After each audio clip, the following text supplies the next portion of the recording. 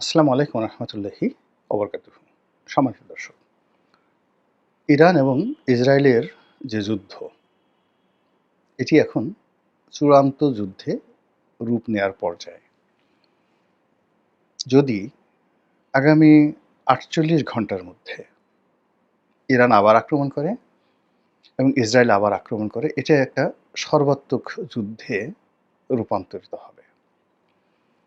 এবং এই যুদ্ধকে কেন্দ্র করে ধর্মীয় উন্মাদনা এবং পরাশক্তিগুলোর তাণ্ডব এবং পরমাণু যুদ্ধের যে ভয়াবহতা, এটি সারা বিশ্বকে গ্রাস করবে। এমনকি এই বিশ্বের যে অস্তিত্ব, সেই অস্তিত্ব নিয়ে টান পড়বে। এবং আমরা যদি আবার সেই প্রাগৈতিহাসিক যুগে ফিরে যাই, সেটা অস্বাভাবিক কিছু নয়। যখন ইউটিউবের মাধ্যমে কন্টেন্ট তৈরি শুরু করি, তখন নিয়মিত ৩-৪টি বিষয় নিয়ে আলোচনা করতাম। দেশের রাজনীতি, তার সঙ্গে সঙ্গে ধর্মীয় কিছু বিষয় নিয়ে আলোচনা করতাম। আর আন্তর্জাতিক বিষয় থাকতো। তখন মালয়েশিয়ার রাজনীতি, পাকিস্তান ইমরান খান কী করলেন, ইরানে কি হচ্ছে, এ সমস্ত বিষয় নিয়ে আমাদের যারা জনগণ, তাদের নিদারুণ আগ্রহ ছিল।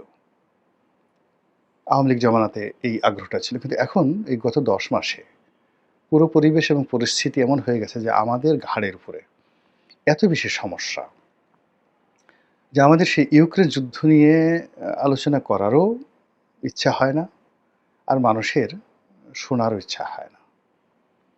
আমাদের অর্থনৈতিক সমস্যা, আমাদের রাজনৈতিক সমস্যা, আমাদের সীমান্ত সমস্যা, ভারতের সাথে আমাদের সমস্যা, আমাদের বন্দর নিয়ে সমস্যা, বিএনপি জামাতের সমস্যা, ইলেকশন নিয়ে সমস্যা, সব মিলিয়ে ১৮ কোটি মানুষ আমাদের, যারা বলছেন যে এখন ডক্টর মোহাম্মদ ইউনূস, তিনি কিন্তু একটা কথা বেফাঁসুলে বলে ফেলেছেন যে এখানে গাজার মতো পরিস্থিতি বিরাজ করছে। হয়তো আমাদের শিল্প কলকারখানা, বাড়িঘর ওই গাজার মতো ওইভাবে ভেঙে যায়নি। কিন্তু আমাদের মন এবং মস্তিষ্কে যে ভয়, আতঙ্ক, অনিশ্চয়তা, এটা গাজাবাসীর মতই হয়ে গেছে। এরকম একটা কথা কিন্তু প্রধান উপদেষ্টা বলেছিলেন এবং ব্যাপক সমালোচনা হয়েছিল তখন সেটি নিয়ে। কিন্তু আপনি যার, যার অবস্থান থেকে যদি চিন্তা করেন, তাহলে পরিস্থিতিটি কিন্তু ওইরকমই। অনেকটা ইয়ানফসি, ইয়ানফসি। এর কারণ হলো এই মুহূর্তে বিশ্ব ধ্বংস হতে বসেছে। মুসলিম উম্মাহ ধ্বংস হতে বসেছে। ইসরায়েল নামক রাষ্ট্রটি বিলীন হয়ে যেতে পারে। মানচিত্র থেকে একেবারে, যাকে বলা হয়, এটা বিলুপ্ত হয়ে যেতে পারে। একইভাবে পৃথিবীতে যে শিয়াবাদ রয়েছে, শিয়াইজম, তো সেই শিয়াইজমটি একেবারে কবর রচিত হতে পারে। এই প্রথম, যেটি সেই কারবালার ঘটনার পরে কেউ কখনো পারেনি। সেটি এই মুহূর্তে এক্সট্রিম একটা পর্যায়ে চলে গেছে। এবং ইরান নামক যে রাষ্ট্রটি, যেটি আলেকজান্ডার দখল করেছিলেন, আক্রমণ করেছেন কিন্তু রাখতে পারেননি। যেটি হালাকু খান দখল করেছেন কিন্তু রাখতে পারেননি। এভাবে বহু মানুষ, বহু বিজেতা এবং অনেক বড়, বড় মানুষ ইরানের ধারের কাছেও যেতে পারেননি, সাহস পাননি। ইউরোপের কোনো অন্য কেউ লোক বা এশিয়ার অন্য কোনো বিজেতা। তো সেইরকম একটা রাষ্ট্রের সঙ্গে এখন ইংল্যান্ড, ফ্রান্স, আমেরিকা, তারা প্রক্সি যুদ্ধ করার জন্য তাদের সমস্ত শক্তি নিয়ে পারস্য উপসাগর, আরব সাগর থেকে শুরু করে পার্শ্ববর্তী যে সকল সাগর রয়েছে, ভূমধ্য সাগর, সব জায়গাতে তারা ব্যাপক রণপ্রস্তুতি নিয়ে দাঁড়িয়ে আছে। এবং তাদের পক্ষে প্রক্সি যুদ্ধ করার জন্য যে সকল বেইজ রয়েছে পুরো মধ্যপ্রাচ্যে, তুরস্কে, কাতারে, জর্ডানে, ইরাকে, সৌদি আরবে, কুয়েতে এবং সবগুলো যে আমেরিকান বেইজ এবং পশ্চিমা মিত্রশক্তিদের বেইজগুলো সর্বোচ্চ সতর্কতা নিয়ে ইসরায়েলের পাশে দাঁড়ানোর জন্য রেডি হয়ে আছে। অন্যদিকে মুসলমান বিশ্ব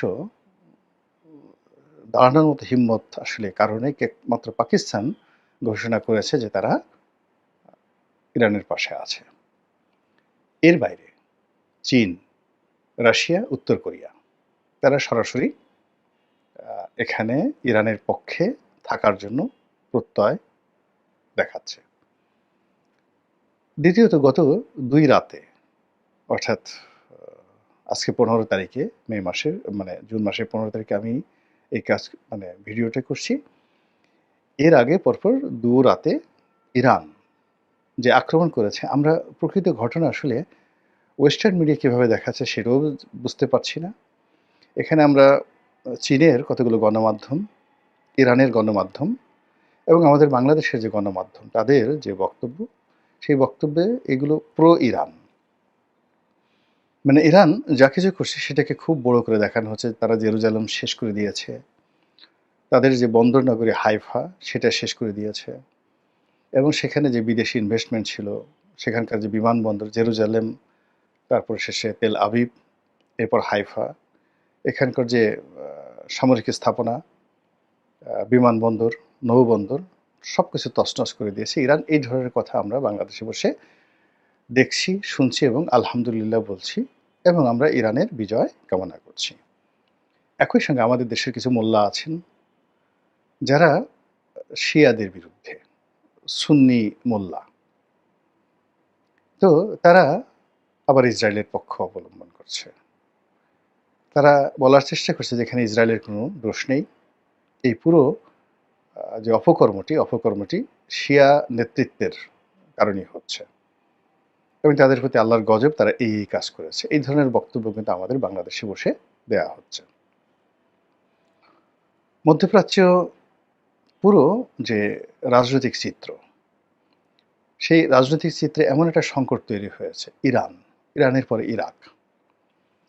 তো ইরাকের পর হলো লিবিয়া না, ইরাকের পর কুয়েতের পর মিশরের পর জর্ডান। এই কয়টি দেশে এই যুদ্ধের ফলে এই সকল রাষ্ট্রের মানচিত্র বদল হওয়ার মতো উপায় হয়ে গেছে। এর কারণ হলো এখানে এরা সবাই আমেরিকার টাকায় চলে, আমেরিকার তাবেদার, ডাইরেক্ট সরাসরি। এর বাইরে সেমি যাকে বলা হয় তাবেদার হিসেবে সৌদি আরব, সংযুক্ত আরব আমিরাত এবং কাতার তারা রয়েছে। এর বাইরে ইরানি প্রক্সি ওয়ার চালানোর জন্য ইরানের যে সকল ভূমি, বিশেষ করে সিরিয়া, ইয়ামেন, এরপরে লেবানন, তার সঙ্গে সঙ্গে পশ্চিম তীর, গাজা, এখানে ইরানের ব্যাপক উপস্থিতি আছে। ইরান ইসরায়েল যুদ্ধ নিয়ে গুরুত্বপূর্ণ তথ্য দিল গোলাম মনোয়ার রনি। এবং একই সঙ্গে যেটাকে রেড সি বলা হয়, লোহিত সাগর। তো লোহিত সাগর, পারস্য উপসাগর, আরব সাগর, ভূমধ্য সাগর, এই ৩টি সাগরের সঙ্গে সঙ্গে খুবই গুরুত্বপূর্ণ দুটো জলপথ, অর্থাৎ কায়রো মিশরের আন্ডারে, কিন্তু এখানে ইচ্ছা করলে ইরান ইন্টারভেন করতে পারে, সেটা হলো সুয়েজ খাল। আরেকটা হলো হরমুজ প্রণালী, অত্যন্ত গুরুত্বপূর্ণ, যেটি ইরান ইন্টারভেন করতে পারে। এবং এই দুটো জায়গাতে যদি ইরান খুব সহজেই তাদের কর্তৃত্ব দেখাতে পারে, শক্তিমত্তা দেখাতে পারে, তাহলে পুরো ইউরোপের যুদ্ধ করা ছাড়া কোনো উপায় থাকবে না। আর ইউরোপ যখন এখানে যুদ্ধ করবে, যে যুদ্ধ আলটিমেটলি একটা প্রক্সি যুদ্ধ ইউরোপের সঙ্গে চলছে আমেরিকার, এবং আরেকটি প্রক্সি যুদ্ধ চলছে রাশিয়াতে ইউক্রেনকে কেন্দ্র করে।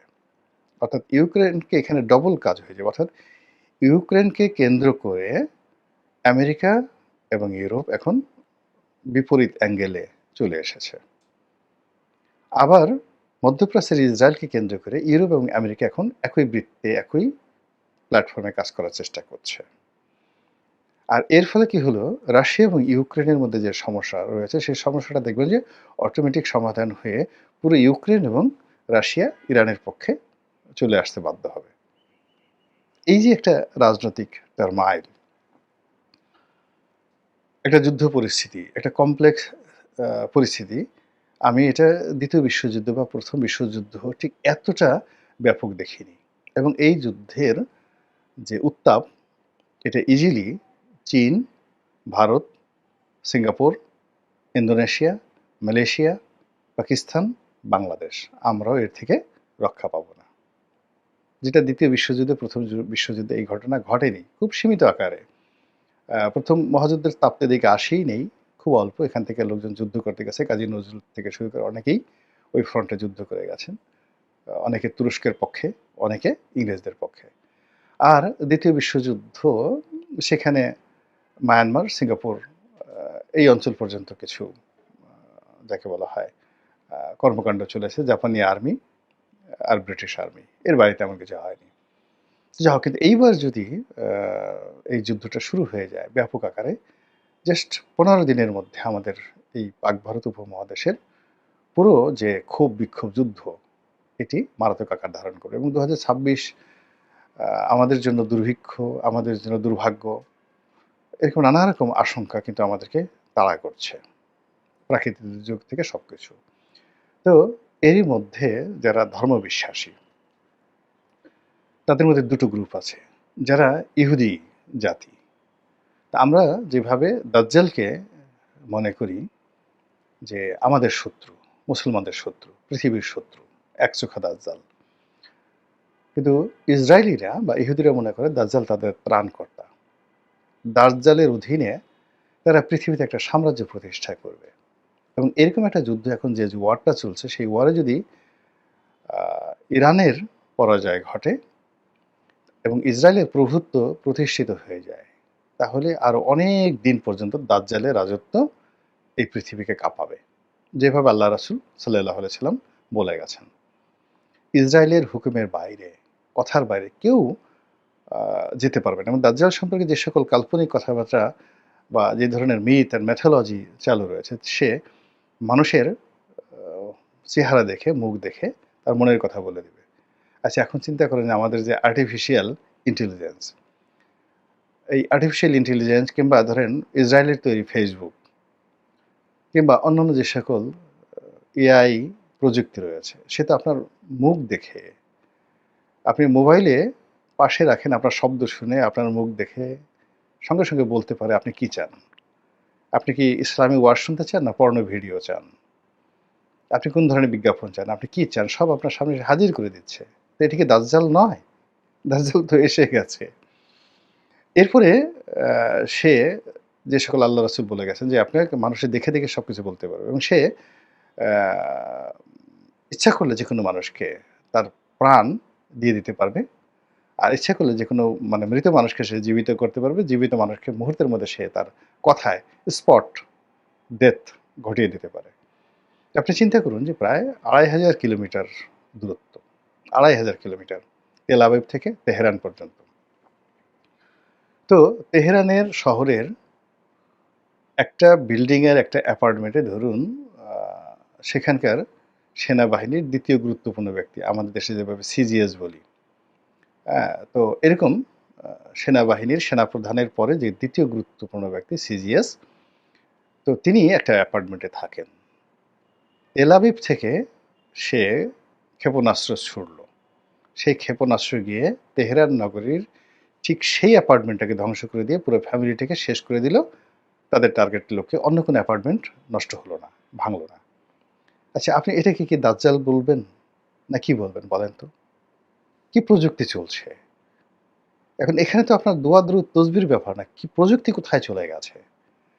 কিংবা ইরান থেকে যে আক্রমণ পরিচালিত হচ্ছে, হাজার, হাজার ক্ষেপণাস্ত্র, শত, শত ক্ষেপণাস্ত্র পুরো সিস্টেমকে তছনছ করে দিয়ে আকাশপথ পাড়ি দিয়ে যেভাবে এসে ইসরায়েলের উপর আক্রমণ চালিয়ে পুরো ইসরায়েলের সামরিক ঘাঁটি তছনছ করে দিচ্ছে, এটাকে আপনি ইমাম মাহাদির কারামত হিসেবে আপনি কিভাবে দেখবেন বলেন? যেভাবে ইমাম মাহাদির নেতৃত্বে সব ঐক্যবদ্ধ হবে, মুসলমানরা ঐক্যবদ্ধ হবে, যে যুদ্ধের কথা আছে, এটাকে ১৪০০ বছর আগে বলে যাওয়া, এটাকে একটা রূপক অর্থে ধরেন না। ধরার পর দেখেন তো মিলে যায় কিনা। এখন এই যে ইমাম মাহাদি ভার্সেস দাজ্জাল, আমরা যেভাবে কল্পনা করি, ছবি আঁকি, দাজ্জাল মিনস একজন পার্সন, তার একটা চোখ থাকবে কপালের মধ্যে, তিনি হবেন একচোখা এরকম। তো সেটাকে আপনি যদি একটা সময়, একটা প্রযুক্তি, একটা টাইম ফ্রেম, একটা ধ্বংসাত্মক যাকে বলা হয় কর্মকাণ্ড, সেদিকে আপনি নিয়ে যান। গ্রুপ অফ পিপল এ নিয়ে যান। দেখেন যে দাজ্জালের কর্মকাণ্ড শুরু হয়ে গেছে কিনা, দাজ্জালি অ্যাক্টিভিটিস। আবার যদি মুসলমানদের রিভাইভের ব্যাপার আসে, মুসলমানরা গত সেই আ বলতে গেলে অষ্টাদশ শতাব্দী থেকে সারা পৃথিবীতে যেভাবে মার খাচ্ছে, সারা দুনিয়াতে মার খাচ্ছে। অষ্টাদশ শতাব্দী থেকে। ইথিওপিয়াতে, আফ্রিকাতে, পুরো উত্তর আফ্রিকাতে। এরপর পুরো মধ্যপ্রাচ্যে, আমরা পাক ভারত উপমহাদেশে, এবং এখন পর্যন্ত আমরা শুধু মার খেয়ে যাচ্ছি। সেক্ষেত্রে ইরানের যে এই বিজয়টি একটা, আপনার কি মনে হয় নতুন একটা ইতিহাস তৈরি করবে না? ফলে কি হলো, আমাদের এই মুহূর্তে বাংলাদেশের যে চলমান সমস্যা, সেই সমস্যাটাকে একটা আলাদা জায়গাতে রাখেন। এটাকে খুব বড় করার দরকার নাই কিংবা খুব ছোট করার দরকার নাই। আর এরপরে আপনি একটু চলে যান সেই বৈশ্বিক সমস্যাতে, ইরান এবং ইসরায়েলের সমস্যাটাতে। যে সমস্যাটা যদি বিস্তার লাভ করে সমাধান না হয়, সেটা আমাদের এই যে বর্তমান যে আঞ্চলিক সমস্যা আছে, এই সমস্যাটাকে ১০০ গুণ বাড়িয়ে দেবে। আল্লাহ এই পৃথিবীকে ধ্বংস করবেন, কিয়ামত নাজিল হবে, এগুলো আল্লাহ বলে দিয়েছেন।